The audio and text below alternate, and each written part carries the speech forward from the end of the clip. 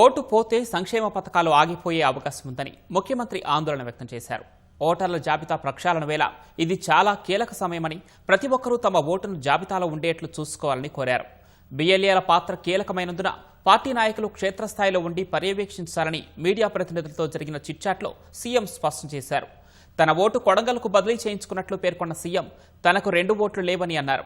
ఉన్నాయని ఎవరైనా ఫిర్యాదు చేస్తే విచారణ చేయిస్తానని, లేవని తేలితే ఫిర్యాదిచ్చిన వారిపై చట్టపరమైన చర్యలుంటాయని హెచ్చరించారు. ఎస్ఐఆర్ ప్రక్రియ వల్ల గ్రామాల్లో దళితులు, గిరిజనుల ఓట్లు పోయే ప్రమాదం ఉందని ఆందోళన వ్యక్తం చేశారు. ఉపాధి కోసం వేరే ప్రాంతానికి వెళ్లేవారు ఓట్లు పోకుండా చూసే బాధ్యత పార్టీ నాయకులు, బూత్ స్థాయి సమన్వయకర్తలు చూసుకోవాలని సూచించారు. కాంగ్రెస్ లక్ష్యంగానే సర్ ప్రక్రియ జరుగుతోందని ఆరోపించారు. బీజేపీ నాయకుల మధ్య అంతర్గత కొట్లాటలు ఉన్నాయని, అందుకే ధాన్యం కొనుగోళ్ల విషయంలో వాళ్లు ఒక్కొక్కరు ఒక్కో మాట మాట్లాడతారని ధ్వజమెత్తారు. బీఆర్ఎస్ పేదలకిచ్చే ఇళ్లను దళారులకు అమ్ముకుందని ఆరోపించారు. కాంగ్రెస్ ప్రభుత్వం విధానం కారణంగా పేదలకు లాభం జరుగుతుందనే అక్కసుతో బీఆర్ఎస్ మాట్లాడుతుందని విమర్శించారు.